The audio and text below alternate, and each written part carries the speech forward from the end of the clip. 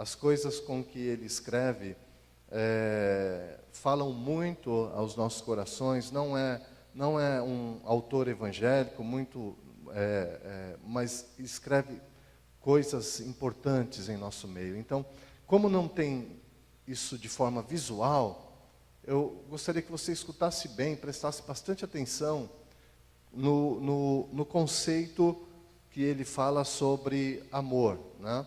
O título do livro é Ter ou Ser.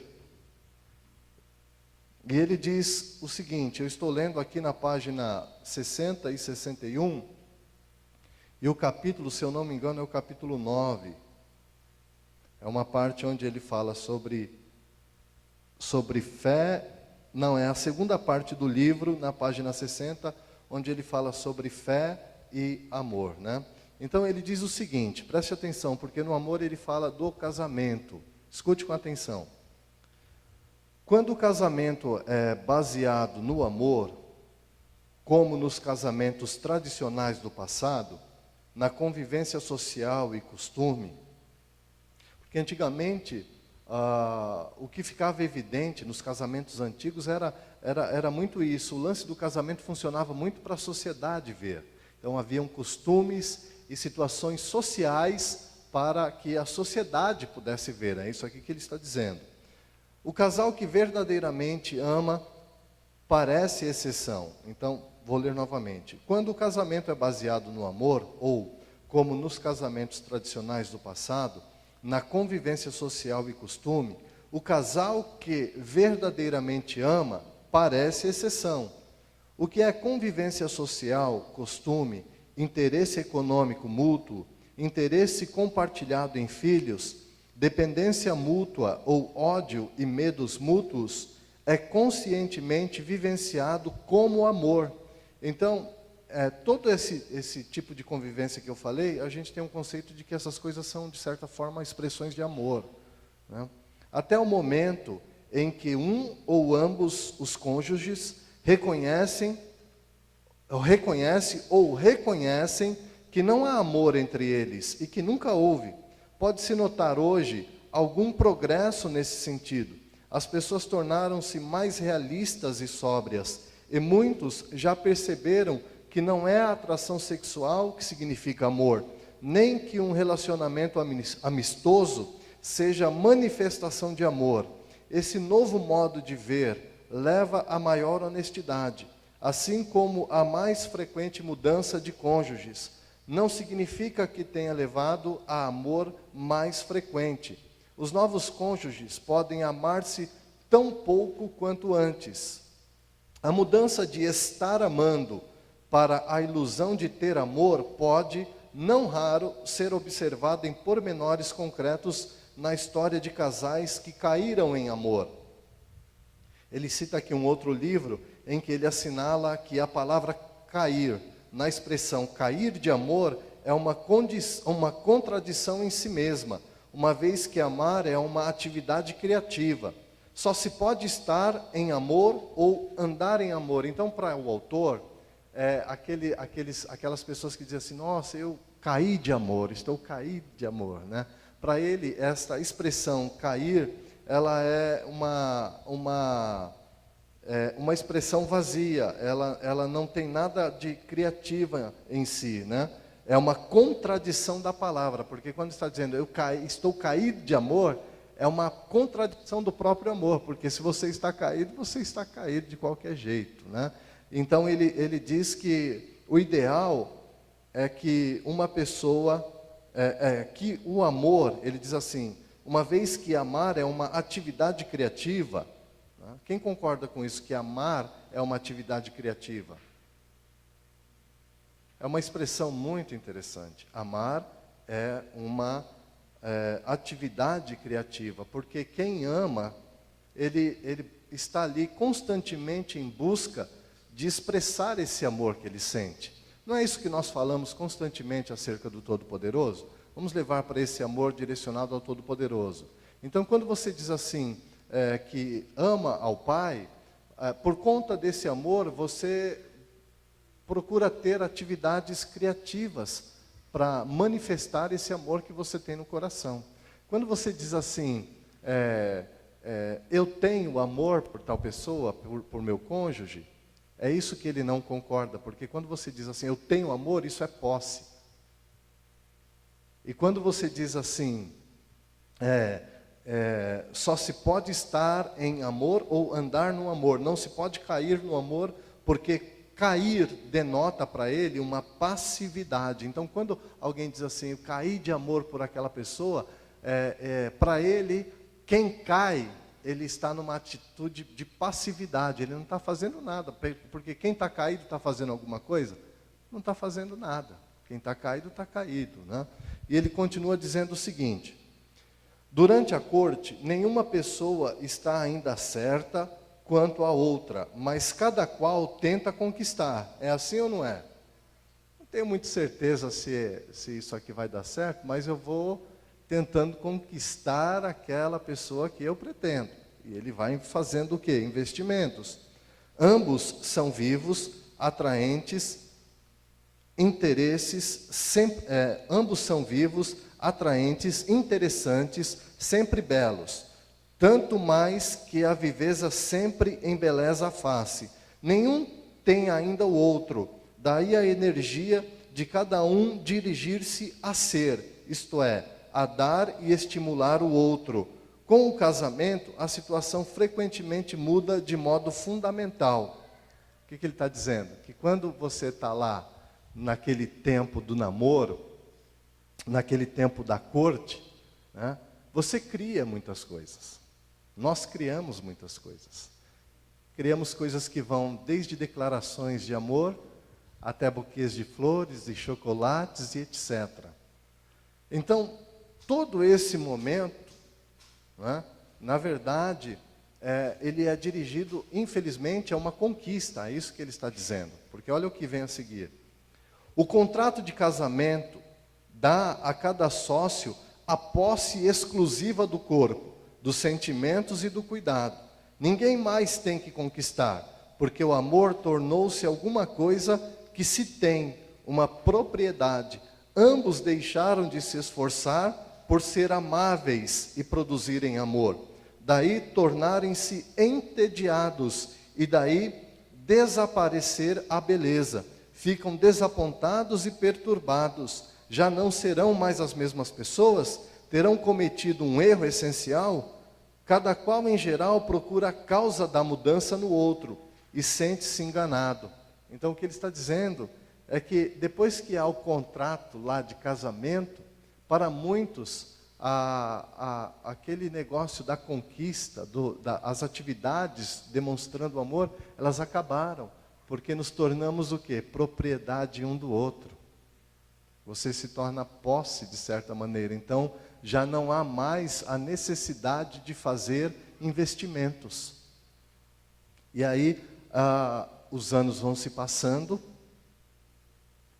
e nós nos lembramos constantemente, poxa, quando a gente flertava, quando a gente namorava, quando a gente cortejava, tudo era tão bacana, tudo era tão... até comer pipoca na frente de um lago, lá era a coisa mais linda do mundo. E quando a gente se casa e os anos vão se passando, parece que não existe mais aquela beleza, não existe mais aquela atratividade. E pior do que isso, nós ficamos tentando encontrar o culpado. E na maioria das vezes nós projetamos esta culpa sobre o outro. É isso que ele está dizendo. Então, para concluir aqui,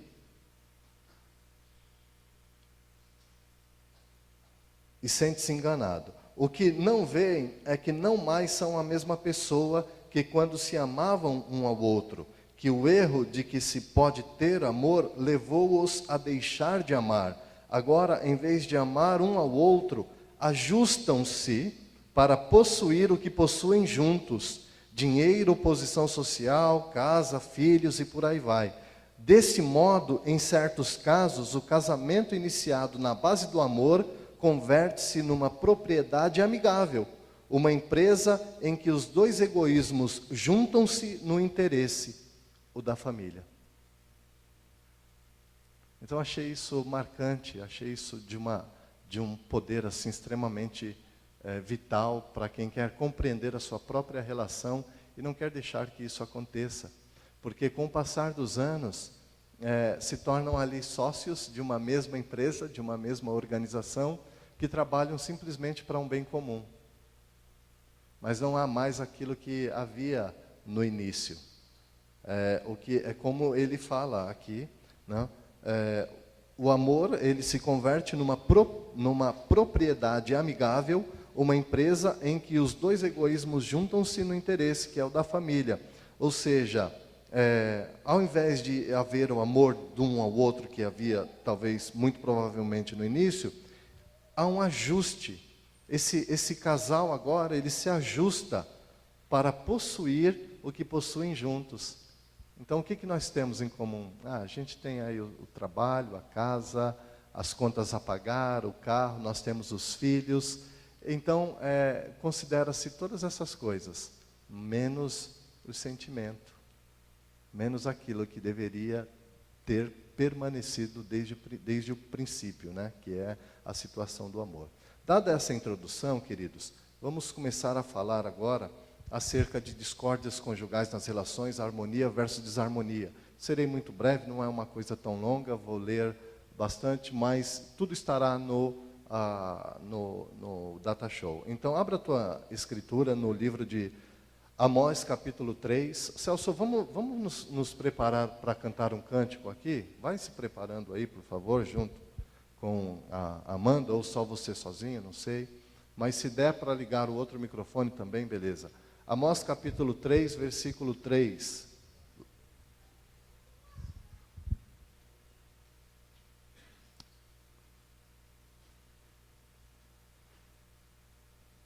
Ok.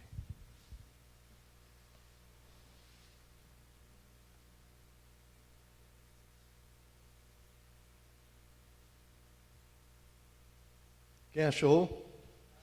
Amém? Ora, duas pessoas poderão caminhar lado a lado se não tiverem de acordo? É uma pergunta que o profeta faz. Essa pergunta eu quero transferi-la para as nossas vidas no dia de hoje. É uma pergunta que está falando do relacionamento entre o povo e o Todo-Poderoso, mas nós a colocaremos para nós neste dia. Será que duas pessoas elas poderão caminhar lado a lado se não estiverem de acordo? Será que duas pessoas poderão caminhar, e agora não estou mais simplesmente falando de amor, mas estou falando de harmonia, de concordância, de desarmonia, de desarranjo. Será que duas pessoas podem caminhar juntas se não estiverem em concordância? Até que ponto a falta da concordância ela pode prevalecer numa vida conjugal? Será que durante muito tempo, pessoas que não concordem entre si, e não estou falando de se tornarem gêmeas, né? Almas gêmeas, as chamadas almas gêmeas, não estou falando disso, mas será que até quando pessoas que não mais conseguem concordar entre si conseguirão andar juntas? Ok? Então, isso é uma pergunta para a nossa reflexão nesta noite. Dado esse texto, passa para mim o primeiro slide, por favor. É a pastora que está lá em cima? Ok. Então, você pode acompanhar o que eu estarei lendo aqui. E isso não é produto de especulação, tá? O que vou transmitir para vocês não é fruto de especulação. É material científico, é material comprovado, então não existe nada de especulação, o negócio é assim mesmo e existem dados estatísticos, ok? Então vamos lá.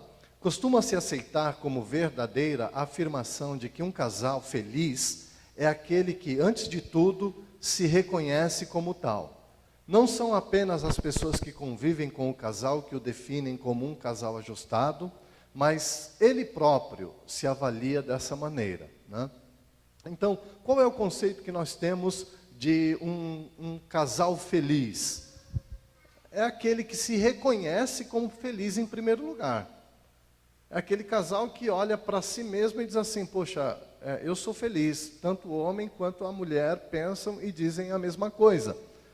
Mas não só as pessoas não só o que eles pensam, mas também as pessoas que convivem com eles e que os conhecem também, chegam a dizer, poxa, como vocês se dão bem, como vocês são felizes, isso é muito bacana. Ou seja, considerado harmonioso, é o seu alto índice de concordância sobre vários aspectos ou vários assuntos que dizem respeito à sua vida comum. Casais em desarmonia na vida conjugal, ao contrário, apresentam de modo geral um baixo nível de concordância. Então, quando se trata de um casal ajustado, de felicidade conjugal, né, ou de alegria conjugal, como você quiser, nós entendemos que a concordância é um fator determinante para um reconhecimento de um casal feliz. O oposto disso também é verdadeiro. É considerado um casal desajustado, um casal que vive em desarmonia, quando o nível de concordância é muito baixo. Quando praticamente não existe concordância. Um casal assim, que não consegue concordar em suas ideias, ele é considerado um casal que tenha grandes probabilidades de serem infelizes. Né? Agora, existe muita coisa, querido, que não é posto à mesa. Existem casais que não conseguem se confrontar para ver se seus ideais são compartilhados. Porque a partir do momento que se promover esse confronto e descobrir que muitas vezes os ideais não são compartilhados, até que ponto haveria um suportar de continuar estando junto? Né? Tanto que quando alguém se casa ou pretende se casar com outro, você já viu alguém perguntando quais são os seus ideais? O que você pensa da sua vida? Atenção aí, vocês, nós temos namorados, noivos, nós temos pessoas solteiras também aqui hoje. Então, olha só, quais são os seus ideais? Nós concordamos acerca daquilo que nós queremos para a nossa vida? Existe concordância naquilo que nós queremos fazer? Porque, senão, querido, você vai entrar numa relação e aí, num determinado momento, você começa a ter vontades que não foram elucidadas lá atrás. E aí você vai começar a dizer, mas o que está acontecendo com fulano? Agora começou a ter vontade de um monte de coisa, que negócio é esse? Né? E eram coisas que não estavam elucidadas lá atrás. Passemos adiante. Os temas de interesse mútuo sugerido pelo teste de ajustamento marital, que nas próximas edições deste encontro, vai ser um teste que eu pretendo aplicar aqui com casais, né?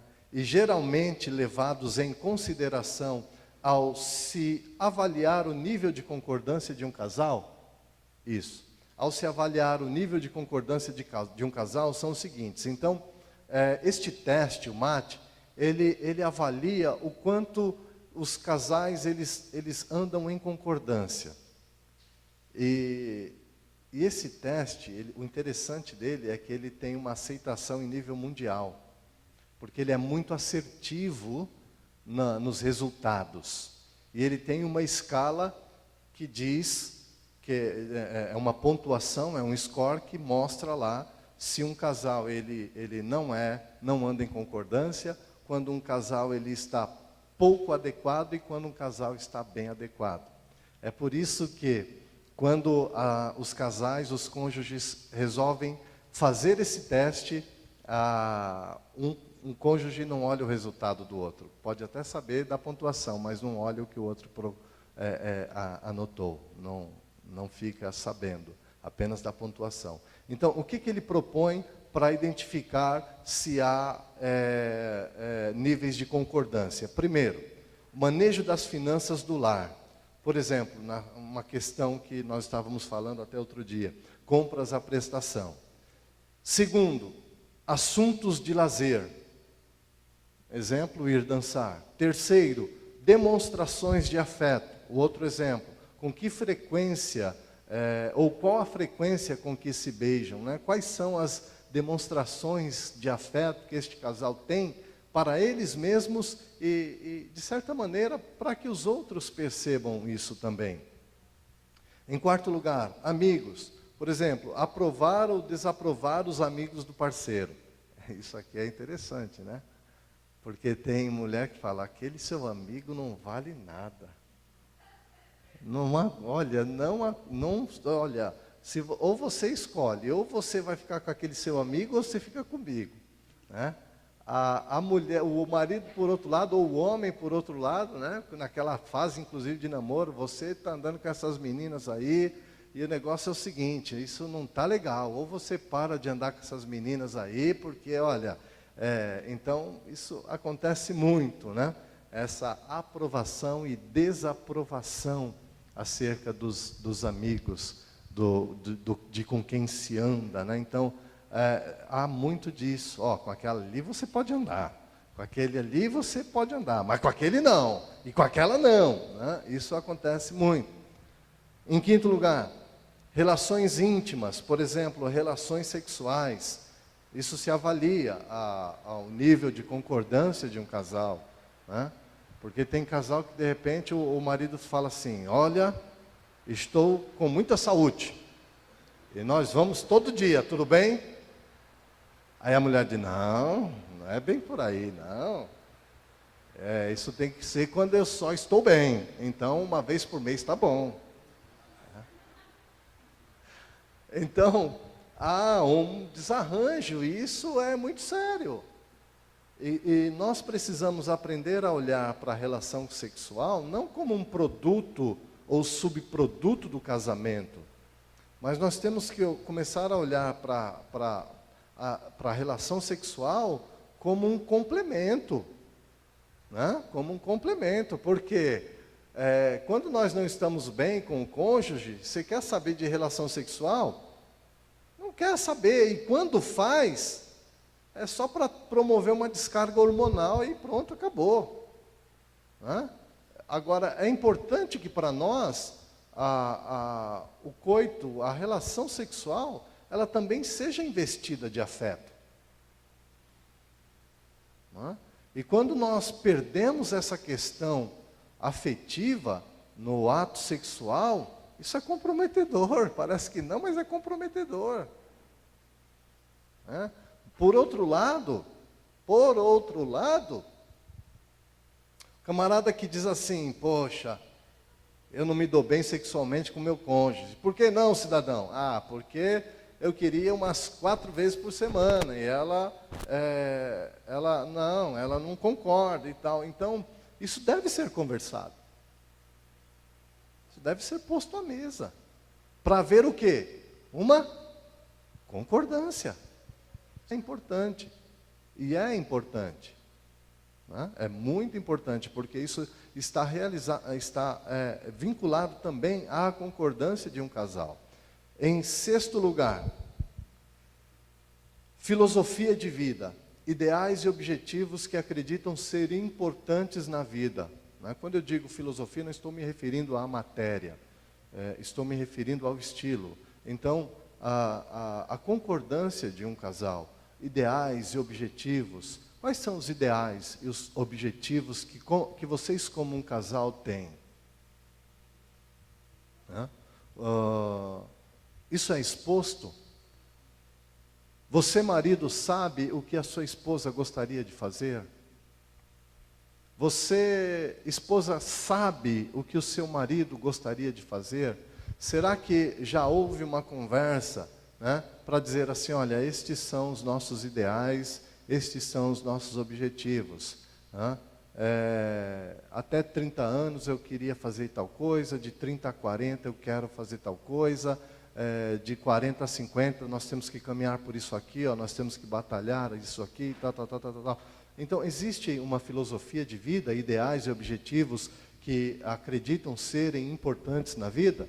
Isso é demonstração de um casal que vive em concordância. E 7, maneira de lidar com parentes do parceiro ou com os filhos, né? Isso também é muito importante. Eu me lembro que quando eu era criança, nós íamos visitar nossos parentes lá em Diadema. Mas não tinha uma vez que a gente não ia em Diadema, e olha que era um transtorno, porque naquela época o ônibus era precário, então a gente pegava um ônibus que saía do Jaçanã e ia até Santana, porque o metrô parava em Santana. Aí de Santana pegava o metrô e ia até Jabaquara, de Jabaquara pegava outro ônibus que ia até Diadema para chegar num bairro chamado Eldorado, onde minha avó morava. Chegando no Eldorado, que é aquela cidade lá do México, né, de Dourado não tinha nada naquele lugar. Chegando lá em Eldorado, nós almoçávamos e sempre depois do almoço meu pai arrumava alguma confusão e vinha embora e às vezes deixava minha mãe com a gente para trás para vir embora sozinho. E isso era terrível. Aí ele comprou um carro e a gente disse, vai melhorar agora. Aí a gente voltava de ônibus.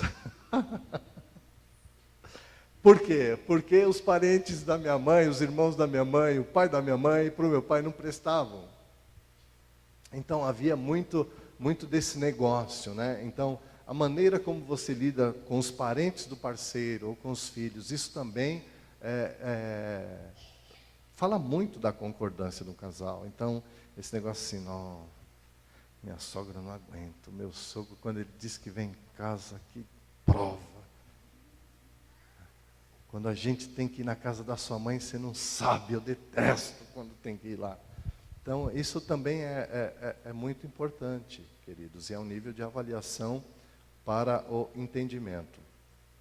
Próximo slide, por favor. Quando um casal passa por um conflito de opiniões, olha a importância disso aqui. Quando um casal passa por um conflito de opiniões, quem já passou por conflitos de opiniões aqui? Todo mundo? Pensei que era só eu que estava nessa. Quantos já passaram aqui? Deixa eu ver. Tá bom. Quando um casal passa por um conflito de opiniões, a maneira de resolvê-lo está relacionada geralmente a duas possibilidades. Primeiro, o mesmo cônjuge sempre tem de mudar de opinião para favorecer a opinião do outro. Esse é um ponto. Quando existe ali uma divergência, um conflito de opiniões, existe sempre aquele cônjuge que muda de opinião para favorecer a opinião do outro. Espiritualmente, eu fui ensinado um dia de que, pelo fato de um ter mais fé, era sempre melhor abrir mão daquilo que queria para concordar com o outro que não estava ali associando a opinião. Então, tudo por uma questão de fé, né? E eu confesso que eu não vejo muito mais dessa maneira isso não. Eu vejo que isto, aquele cônjuge que sempre tem de mudar de opinião em meio a um conflito para favorecer a opinião do outro, eu identifico uma patologia nessa relação, uma doença nessa relação. Mas fé, então eu mudo de opinião, eu deixo prevalecer o que ela está falando, o que ele está falando, para as coisas poderem caminhar. Para as coisas poderem caminhar. Né? E qual é a segunda possibilidade? Há a abertura para o diálogo sobre os pontos de discórdia, e não é o mesmo parceiro que sempre muda de opinião. Então, é interessante observar que casais mais ajustados escolhem preferencialmente a segunda possibilidade, enquanto os desajustados optam com maior frequência pela primeira. Então, quando estamos falando de um casal mais adequado, mais assertivo, mais ajustado, nós vamos ver que eles sempre vão preferir a segunda possibilidade. Eles vão abrir as portas para um diálogo. Olha, vamos lá, sobre o que nós estamos discordando? Vamos entender sobre o que nós estamos discordando. E aí eles vão compreender o motivo da discórdia e nem sempre Ou melhor, e não é o mesmo parceiro que sempre muda de opinião, porque quando você abre um espaço para o diálogo e descobre os pontos de discórdia, às vezes aquele que era resistente, que não queria mudar de ideia, queria que a sua ideia prevalecesse, nesse diálogo, nessa averiguação, ele vai perceber que ele não tem um fundamento tão firme e que as coisas não eram realmente como eles estavam pensando. E aí ele vai dizer, poxa, dessa vez eu devo mudar a minha opinião. Independente de ter sido o homem ou ter sido a mulher.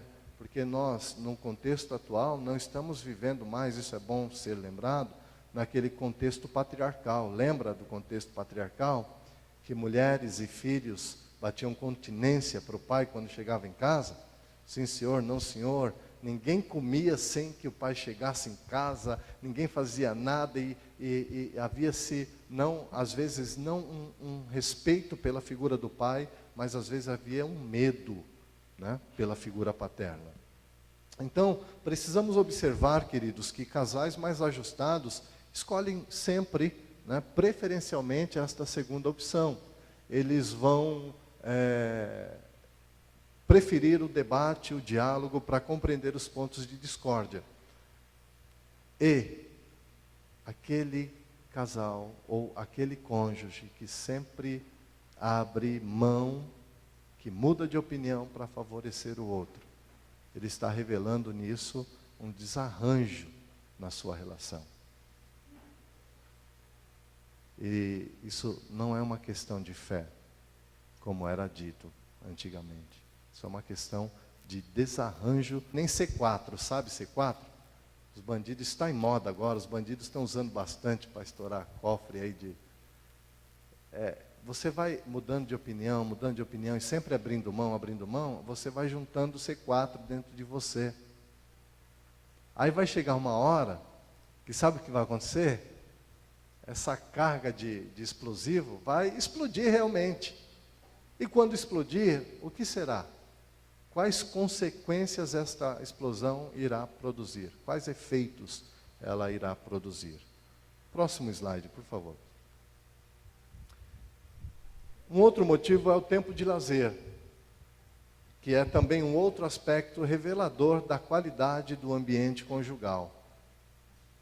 Casais estáveis dão preferência por estarem juntos, seja em casa, seja em situações sociais, e geralmente não entram em conflitos relacionados ao manejo dessa situação, embora ocasionalmente um dos parceiros possa desfrutar o lazer fora de casa, enquanto o outro escolhe permanecer sozinho em casa. Então, o lazer é uma questão muito importante na vida conjugal. E isso, casais que são considerados estáveis, eles dão preferências por estarem juntos. Vamos assistir um filme? Vamos juntos. Vamos no parque? Vamos juntos. Vamos ficar em casa? Ficam em casa. E muitas vezes quando o cônjuge diz, vou jogar aquela velha bolinha, aquele velho futebol, ele vai tranquilo e a esposa também fica tranquila, porque quando você sai e diz assim, hoje eu vou fazer o meu lazer sozinho, eu vou correr, e a mulher diz, eu não gosto de correr, eu vou andar de bicicleta. Quando as pessoas que passam por isso, casais que vivem esse tipo de desarranjo, eles alimentaram aquela ideia que quando eles dizem assim, vou me separar, não tem oração, aconselhamento que dê jeito, porque já é uma ideia fixa. Estou falando aqui, eu estou sendo até dramático, né? Porque nós sabemos que tudo é possível ao que crê. Mas chega um momento que a ideia ela é tão alimentada que o camarada ou a camarada diz assim, mas eu não quero crer mais. E aí não tem o que ser feito. Não há o que ser feito. Não vai adiantar ir para encontro de casais, terapia de casais, limpar aliança com poliflor, não vai adiantar renovar voto, não vai adiantar levar para um jantar, nunca levou para jantar, mas vai lá num dos melhores restaurantes e jantar à luz de vela, não vai adiantar. Por que não vai adiantar, pastor? Porque o campo das ideias já está fixo, já é determinado. E quando nas ideias algo está fixo, algo está determinado, não resta outra coisa a ser feita a não ser concretizar o ato daquilo que já está concreto dentro de si. Ok? Fui claro, amados? Estou pegando aí pesado.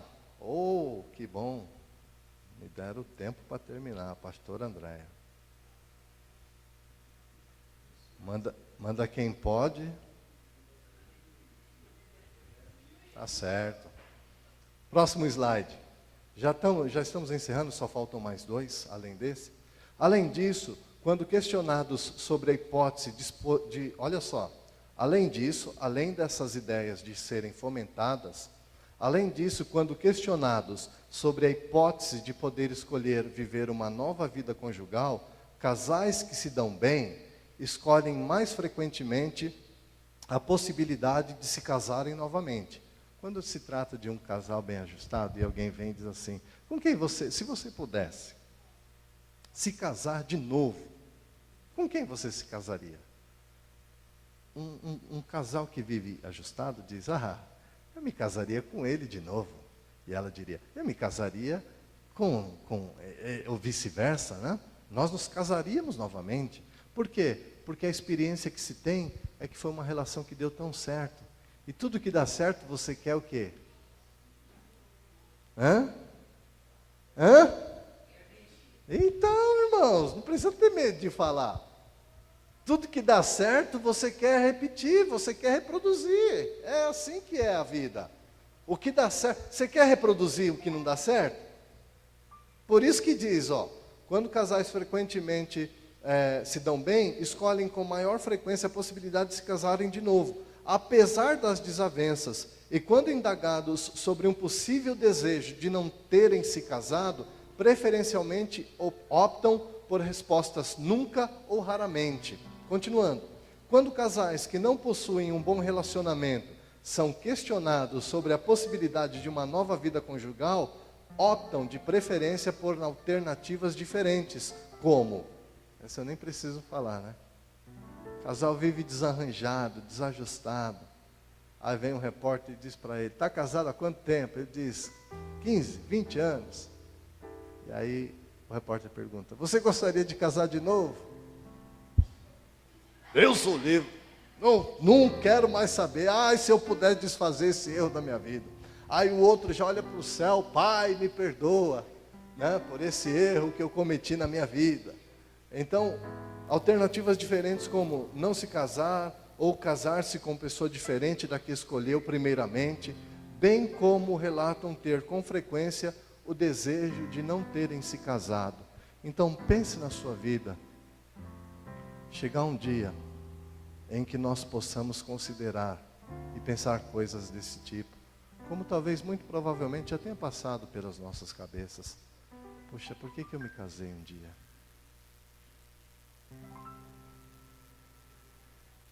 Por que eu me casei um dia? Se eu pudesse voltar lá atrás, eu não teria me casado. Uns diriam, não teria me casado com esta pessoa. Outros diriam, não teria me casado nunca. É uma realidade muito triste, mas que acontece com muita frequência. E como pastor, ao longo de todos esses anos, a gente passa a maior parte deles vivendo no meio da superficialidade. Vivendo no mundo mágico de Oz. No mundo da Alice, onde tudo parece ser maravilhoso, mas não é. A maioria dos anos como pastor, eu presenciei muito isso. Como presenciei também muitos Casais com tanto potencial, mas que por conta da concordância não conseguiam chegar em lugar nenhum, que eram como carro que fica ali atolado e patinando, sempre no mesmo lugar. Outro slide. Pode-se concluir serem muitos os aspectos que contribuem para um casal. Eu abordei alguns aspectos, tá? Alguns poucos aspectos. Pode-se concluir serem muitos os aspectos que contribuem para um casal poder ser considerado harmonioso, e que um ou dois desses aspectos por si só não serão suficientes para definir o grau de equilíbrio da vida familiar. Tal definição depende do conjunto deles. Muitas vezes, quando se pergunta a casais divorciados sobre os motivos que levaram à sua separação, eles podem eleger um dos aspectos citados anteriormente. Casais que se separaram falaram, a gente não tinha lazer, nós não concordávamos, nós não... enfim, várias justificativas. Como a discordância entre os parceiros sobre como educar os filhos. Sabidamente, filhos difíceis podem aumentar o conflito conjugal. Tomem muito cuidado. Vocês que, além de cônjuges, são pais também. Às vezes, os filhos, e há uma diferença entre os filhos, não tem como ser filhos iguais. Eles serão diferentes sempre. Um vai dar menos trabalho, o outro vai dar mais trabalho. Só que nunca permita, queridos, que o filho que dá trabalho ou que dá menos trabalho interfira na relação do casal. Tome muito cuidado para que falem a mesma coisa. Porque nós sabemos sim que existem filhos, entre aspas, que são difíceis. Todos, eu não estou falando de filho ser bênção ou não, porque todo filho é o quê? Não é bênção, mas todos são fáceis. Tem o camarada que vai dar trabalho, que é o camarada que quando você chama ele, aí quando você vai olhar, ele está lá no alto da casa, lá destelhando o telhado. O camarada pronta de tudo, né? Aquele camarada que... Vocês viram por falar nisso, né? Infelizmente ali o roubo de duas crianças, um de 10 e um de 11, dirigindo o carro, pularam o muro de um prédio, roubaram o carro e saíram dirigindo 10, e o pior não era nem o de 11 que dirigia, era o de 10. Com diversas passagens e etc. Então, quer dizer, olha quanta coisa um camarada desse com 10 anos de idade já fez. Eu fico imaginando quantas vezes a mãe desse menino, não sei que tipo de criação ele teve, mas quantas vezes a mãe dizia, filho, não faça isso, não faça não sei o quê, não faça não sei o quê, né? E não adiantou muita coisa. Então, sabidamente, filhos difíceis podem aumentar o conflito conjugal, uma vez que cada um dos parceiros tem uma forma própria de manejar a educação dos filhos, especialmente por reproduzirem nessas formas modelos distintos de educação, norteados por padrões da família de cada um dos indivíduos. Tome muito cuidado para não gerar esse tipo de conflito na vida dos seus filhos, porque quando nós nos casamos, você foi criado de um jeito, a sua esposa foi criada de outro jeito, e agora vocês têm filhos, e aí os casais começam a brigar, porque na hora de corrigir o filho, um diz assim, não, porque no meu tempo, na minha família era assim, e a mulher diz assim, não, mas não interessa, na minha família era assim. E aí o problema, entre aspas, que era ali a correção do filho, passou a ser agora o cônjuge, o casal brigando. Porque um diz, eu cresci assim, eu fui educado assim, tem que ser desse jeito. E a mulher diz, calma, né? Calma, a minha educação foi diferente. E não há concordância nisso, sequer na educação ou na correção dos filhos. Então, querido, você foi criado de um jeito, a sua esposa foi criada de outro jeito, e agora vocês constituíram uma família. O que aconteceu de bom na sua educação, o que aconteceu de bom na educação do seu cônjuge, junta isso, cria um novo sistema mais adequado, mais ajustado, e em concordância diz, olha, nós vamos fazer assim. Tá bom? Vamos desse jeito? Vamos. Houve concordância. Houve concordância. Pai que vai, ou mãe que vai, né? Põe no castigo. E o pai tira do castigo. Lembra do filminho lá do Daniel San? Põe o casaco, tira o casaco. Põe o casaco, tira. Tem casal que é assim. Um põe no castigo, o outro vai lá e tira do castigo. Porque não concorda. Não, isso não. O outro põe no castigo, tira do castigo. Põe no castigo, tira do castigo. Uma certa vez eu li um livro maravilhoso onde o autor dizia o seguinte, acerca da correção do filho. O filho vinha aprontando algumas, e uma noite no jantar, e o pai já prometia, dizendo para o filho, olha, se você continuar fazendo isso, você vai dormir no sótão durante tanto tempo. E o filho continuou aprontando. Aí naquela noite no jantar, o pai disse para o filho, hoje você pega, pequeno ainda, hoje você pega as suas coisas e suba para o sótão. Você vai dormir sozinho lá naquele escuro. O menino saiu da mesa, terminou a refeição, pegou o travesseirinho e a coberta dele e subiu para o sótão escuro. E se deitou lá, encolhido. O pai na sala, remoendo aquela situação, e a mãe disse para ele, você sabe que você não pode fazer o contrário agora, né? Você tem que manter isso. E ele disse assim, eu sei. E ele não podia tirar o filho do castigo. Mas ele estava sensibilizado por ter colocado o filho de castigo. Aí ele disse, querido, eu não vou tirar o nosso filho do castigo.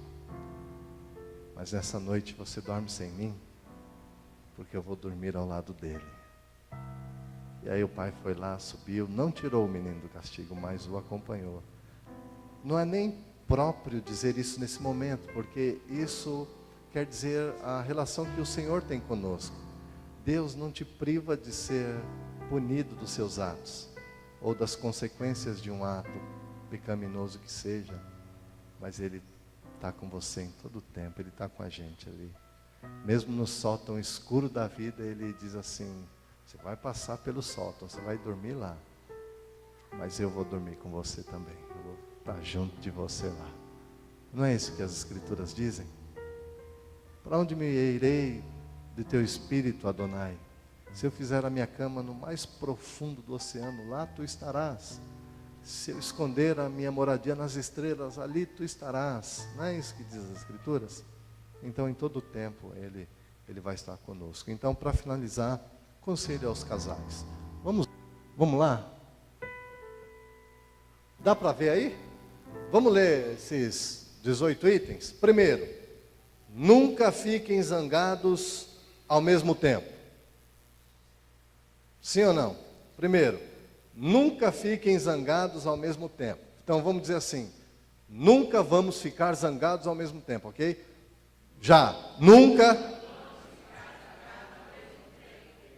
Ok?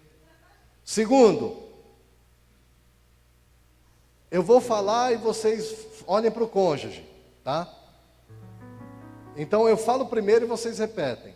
Nunca lancem em rosto um ao outro um erro do passado.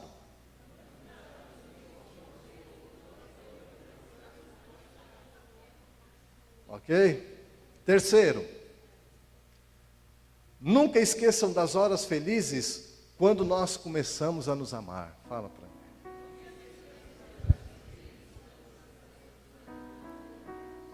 Gente, às vezes a prova da vida endurece tanto o nosso coração que a gente esquece daqueles momentos bons, né? Tinha tanto momento bom que a gente já viveu e às vezes a prova não deixa mais a gente sentir. Vamos continuar. Quarto, nunca se encontre sem o termo bem-vindo, ou seja, sempre com cordialidade, né? Uma vez, eu não vou falar isso não. Quando você chegar, né? Oi, querida, como é que foi o seu dia? Né? Então diga aí para a pessoa que está ao seu lado. Nunca nos encontraremos sem o termo bem-vindo. que pode ser expresso através do sorriso, né? Tá com saudade, né? Essa coisa desse tipo. Quinto, nunca usem indiretas que estejam sozinhos ou em presença de outro.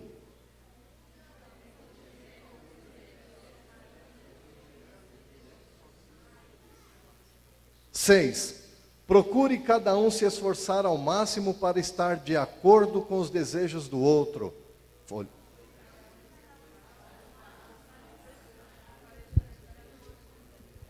7, seja a renúncia de si mesmo o alvo e a prática de cada dia.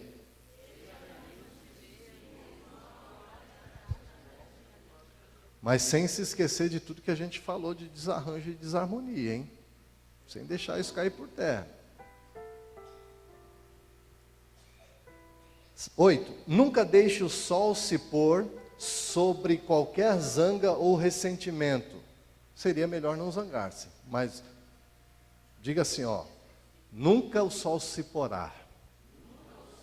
Olhando para ela, olhando para ele, nunca o sol se porá. Sem resolvermos nossas demandas. Eita, isso agora pareceu um romântico, foi até poético, né?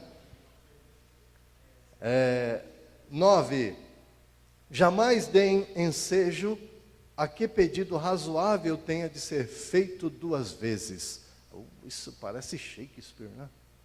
Jamais deem ensejo a que pedido razoável tenha de ser feito 2 vezes. Por exemplo, às vezes é razoável levar a esposa para jantar, é mais que razoável. Ela vai ficar tendo que implorar, me leva para jantar, me leva para jantar, me leva para jantar, me leva... Né? Não precisa pedir 200.000 vezes, né? Está falando 2, imagina, né? Então fala aí para o teu cônjuge. Jamais dê ensejo a que um pedido razoável tenha de ser feito 2 vezes. Às vezes, querido, a mulher trabalhou fora, chegou em casa, fez um monte de serviço. É razoável ela pedir assim, enxuga essa loucinha aí, por favor. Aí você diz assim, não! Atividades compartilhadas durante o dia todo, né? Aí ela pediu uma coisa razoável. Não deixa ela pedir 2 vezes, não deixa ele pedir 2 vezes também não, tá bom? Porque tem coisa que é razoável. O que o casal está pedindo não é nada, o que o cônjuge está pedindo não é nada demais, é razoável. Não deixe ele falar 2 vezes, tá bom? 10, nunca faça um comentário em público que possa magoar o outro.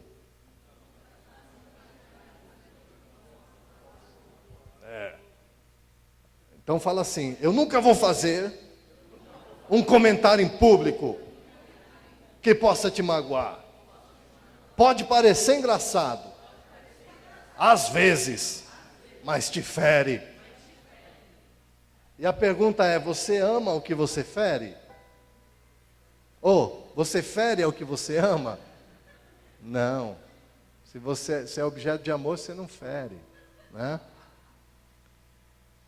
11, nunca suspire pelo que poderia ter sido dito, mas tirem o melhor partido daquilo que é.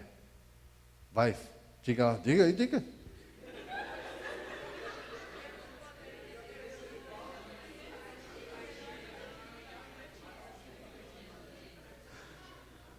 12, nunca censurem, ou melhor, não censurem nunca.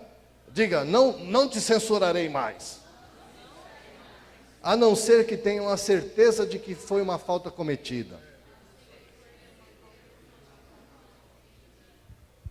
Mas mesmo assim, fale para ela. Farei com amor. Eu sei que fará assim. 13. Jamais se separem sem palavras amáveis, nas quais pensam enquanto separados. Isso não é um conselho para se separar maritalmente, não, viu? É de ir para um lado trabalhar, ir para o outro. É isso nesse sentido.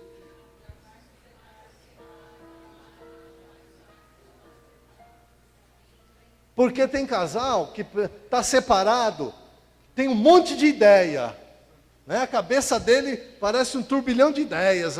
Se eu estivesse junto da minha mulher, eu podia estar fazendo tal coisa, eu podia estar em casa vendo um filme, comendo uma pipoca. Aí chega em casa, o infeliz fica deitado, dormindo, não faz nada. Então quando está junto, não tem ideia. Mas quando está separado, é um caminhão, é um poço de criatividade, que quando junta não consegue fazer nada. Cansou. Muito sono, Rogério? Rogério já protestando, muito sono. Cansou demais. É verdade, né? Pensou tanto, que quando chega na hora de executar, não dá mais. Ô Vera, depois você dá um jeito, né, nessa situação, por gentileza, né? Rogério, fica folgando que eu sei o que você fez no verão passado, viu?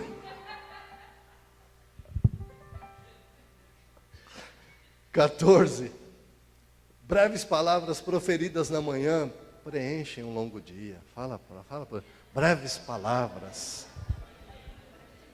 Ai, que beleza. 15. Não deixem que nenhuma falta cometida fique sem ser confessada e perdoada. Fala.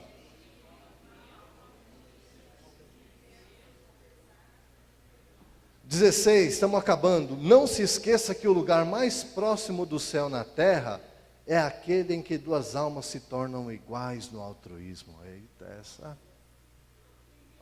Olha, não se esqueça, fala para o teu cônjuge, não se esqueça que o lugar mais próximo do céu na terra é aquele, faz assim agora, um no braço do outro, assim, ó, entrelaça assim, ó.